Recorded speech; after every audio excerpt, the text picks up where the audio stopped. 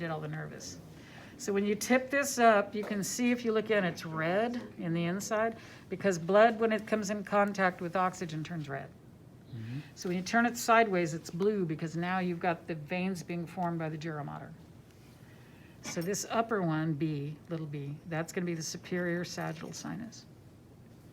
This is the inferior sagittal sinus, straight sinus, and then about 1 inch right here and 1 inch inside, that's going to be the right or left, it's your right or your left, transverse sinus.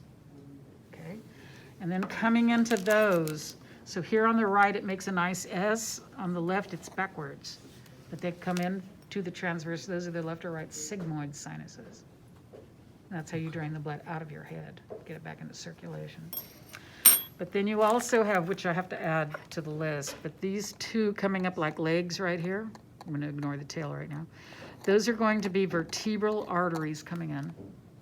They join and become the basilar artery. And then it's your right or your left again. So this one doesn't show it, this one shows it better. There's actually a little curve between them so you know which way you're going. This is the posterior cerebral artery.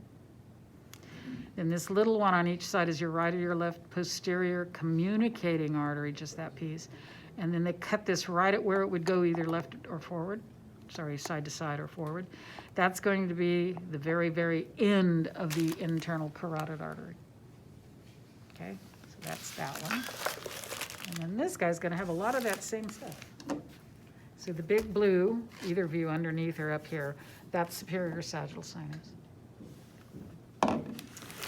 The curve, remember, is going to be the sigmoid sinus until you get to about 1 inch on each side, left or right, and it's transverse. Doesn't show the rest. Okay. Then I'm going to come up the side of the head on the left. So this red tucked way in there, that red way in there, coming up the cervical vertebra, that's a vertebral artery. And I'm doing the left side. And this is the left common carotid, this big guy right here. And then it branches into the external carotid, goes up the side of your head. And then this one inside goes up through the skull as the internal carotid artery on the left, okay? So now we're in the head. And again, the legs are the vertebrals. And then you have the basilar. And now you can see definitely there's a notch, so you either go to your left or to your right. And that whole piece, so starting there and way over here, that's all the posterior cerebral artery again. The big thick one, and underneath it, that's the internal carotid. So this big thick guy on each side is the right or the left middle cerebral artery. And then these two running forward from there, from back here forward, those are the anterior cerebral arteries, left or right.